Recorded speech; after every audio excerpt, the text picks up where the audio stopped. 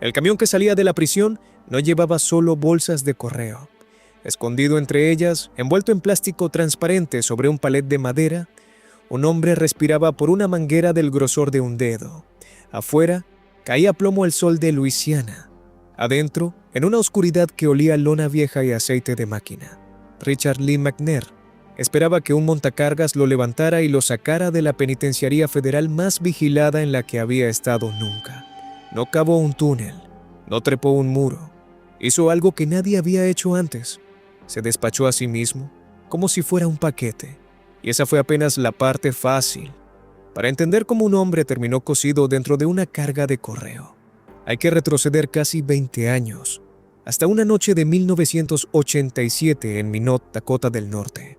Richard Lee McNair no encajaba en la imagen que uno se hace de un criminal. Había nacido en Oklahoma.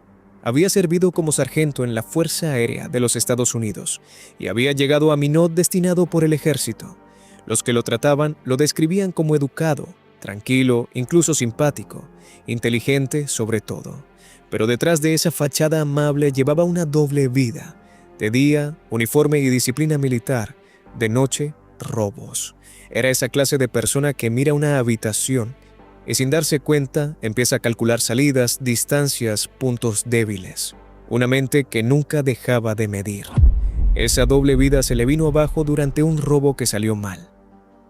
McNair entró de noche a las oficinas de un elevador de granos y en medio de la operación lo sorprendieron dos hombres.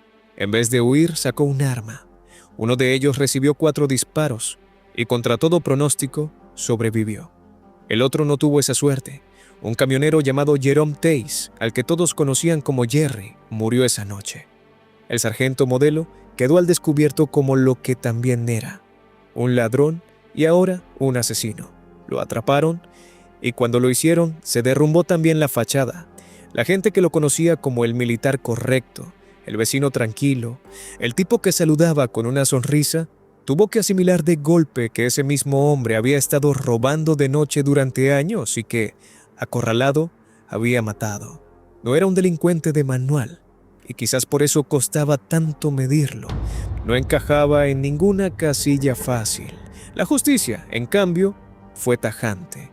McNair recibió 2 cadenas perpetuas por asesinato y tentativa de homicidio, más 30 años adicionales por el robo. El mensaje era claro: no iba a volver a pisar la calle como hombre libre. Y ahí es donde la historia se tuerce, porque McNair pareció escuchar esa sentencia no como un final, sino como un desafío personal. La cárcel, en lugar de quebrarlo, lo afiló. Su primer intento llegó casi de inmediato, en 1988, y fue casi de manual de ingenio bajo presión. Estando esposado en una comisaría de Minot, McNair usó un lápiz labial de esos de bolsillo para los labios resecos, como lubricante para deslizar la mano fuera del metal. Se soltó de las esposas y saltó por una ventana de un 3er piso. Fue audaz, rápido, casi de película, y también fue efímero. Lo recapturaron ese mismo día, pero dejó una lección grabada, no para los guardias, sino para él. Los sistemas más rígidos casi siempre tienen una grieta blanda por donde meterse. 4 años después, en 1992, apuntó más alto. Junto a otros internos de la Penitenciaría Estatal de Dakota del Norte, McNair se arrastró por un conducto de ventilación hasta salir del perímetro. Esta vez no lo agarraron en horas. Estuvo casi 10 meses prófugo, cambiando de aspecto, moviéndose de un estado a otro, viviendo de a poco esa libertad que tanto le costaba soltar. Al final, la ley volvió a alcanzarlo, pero el patrón ya estaba claro. Cada fuga era una versión mejorada de la anterior. Cada captura, apuntes para la próxima. McNair no se resignaba, estudiaba. Para las autoridades, a esa altura, ya no había dudas sobre qué clase de recluso tenían entre manos. Lo mandaron al lugar diseñado exactamente para gente como él. Addicts Florence, en Colorado. El Supermáximo, la prisión federal más segura de los Estados Unidos, apodada la Alcatraz de las Rocallosas, el sitio donde terminan los criminales que el sistema considera imposibles de contener.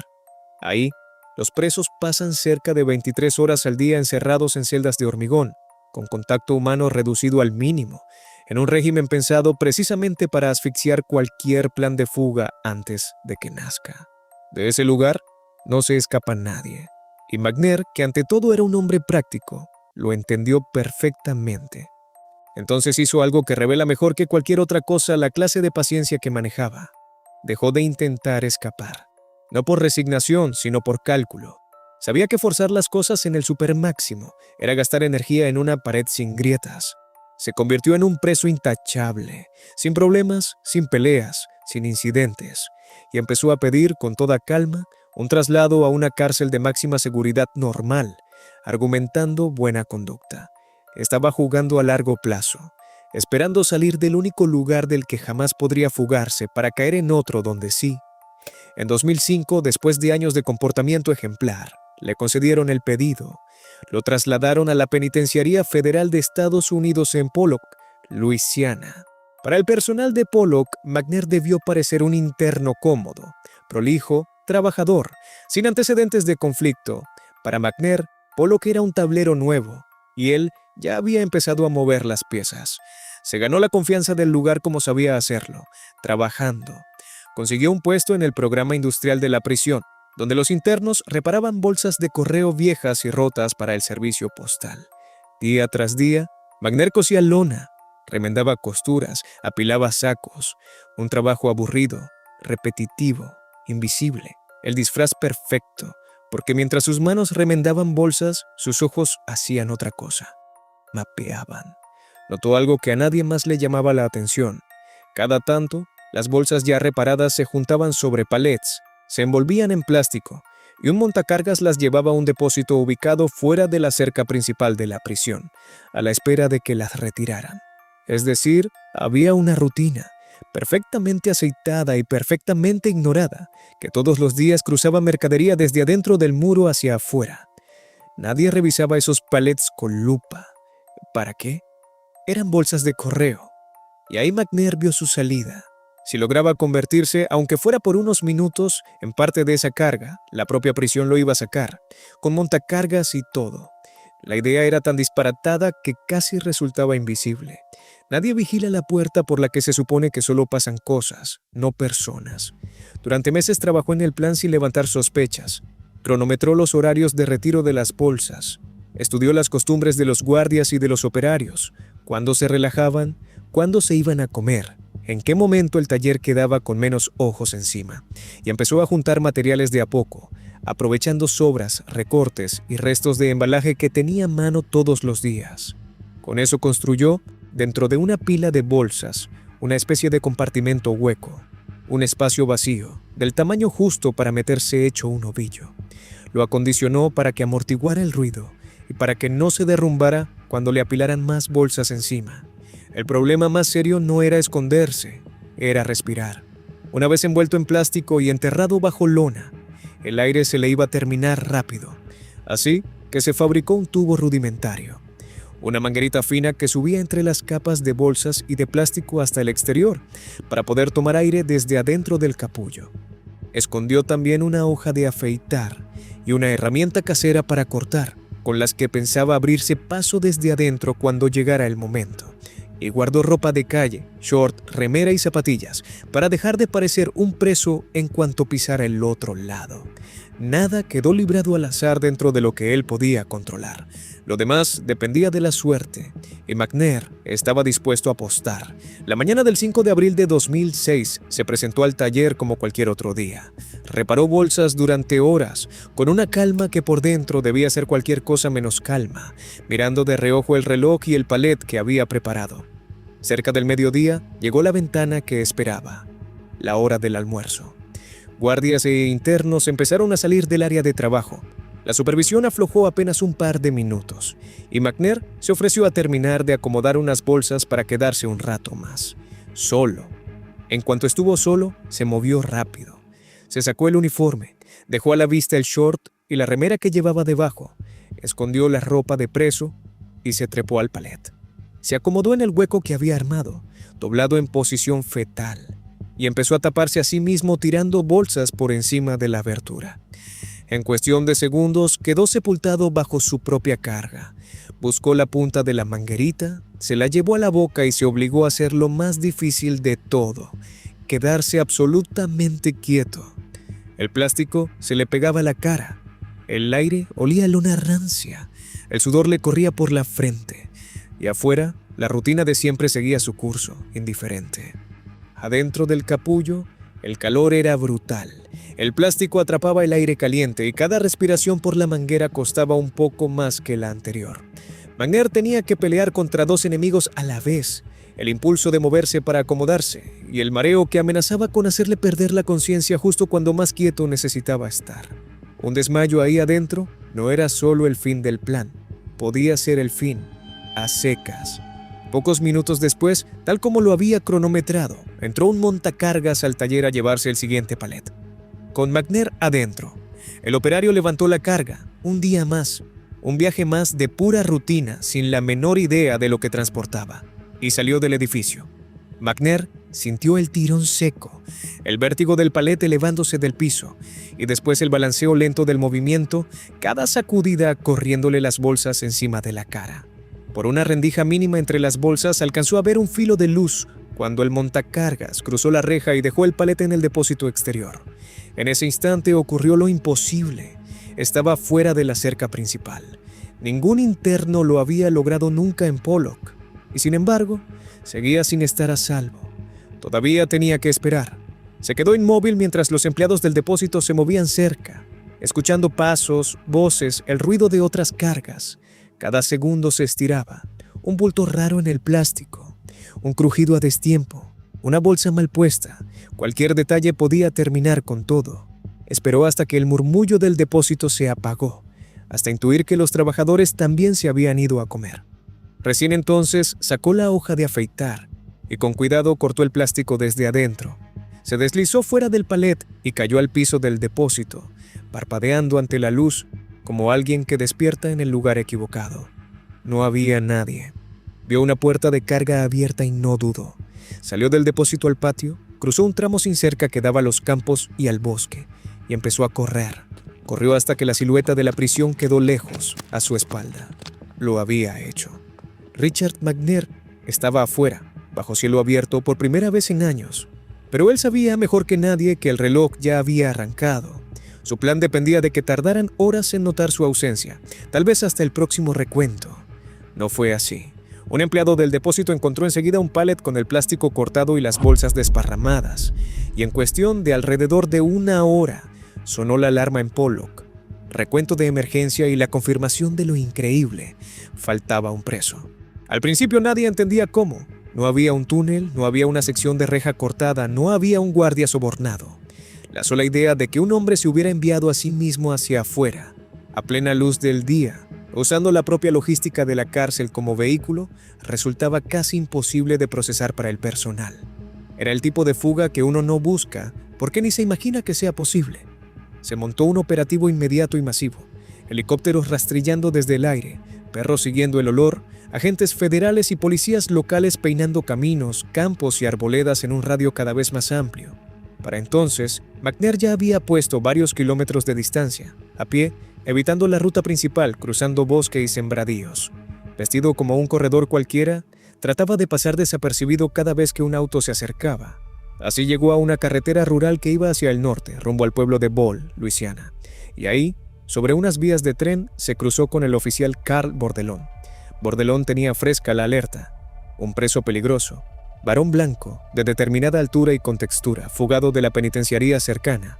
Y ahí, trotando bajo un sol imposible, había un hombre polvoriento en short y musculosa que encajaba demasiado bien.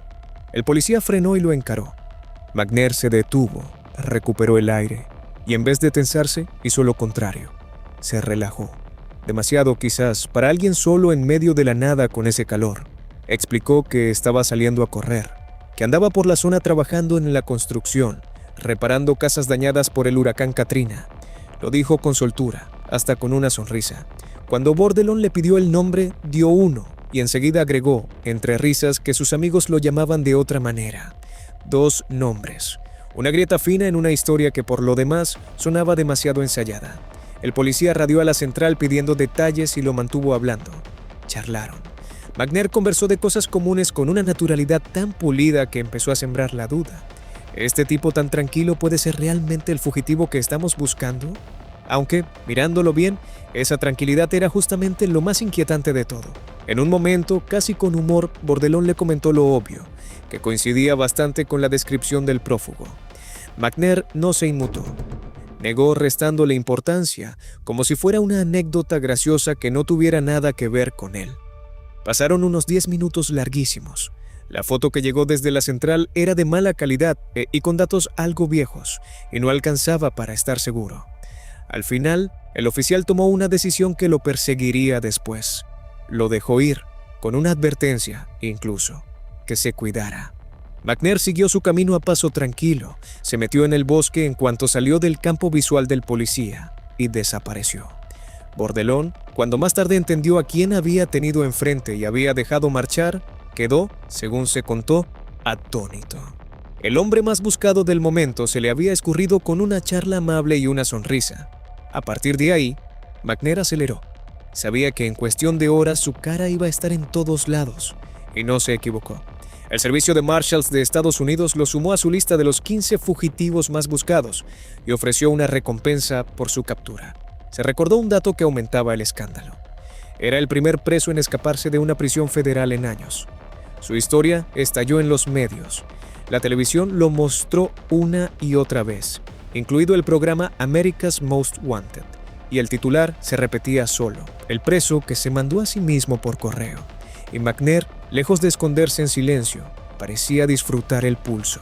En algún punto de su fuga, llegó a mandarle una tarjeta de Navidad a un director de prisión y a tramitar un teléfono celular usando el nombre de ese mismo funcionario.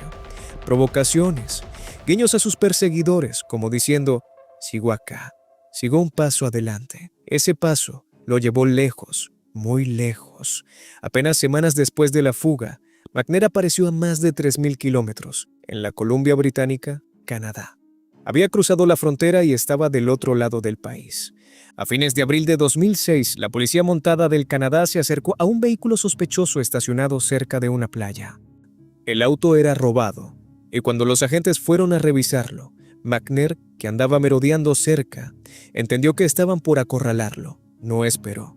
Salió corriendo y se esfumó antes de que los policías reaccionaran. En el auto encontraron mapas, documentos falsos y una cámara digital con fotos que él mismo se había sacado, probando distintos disfraces.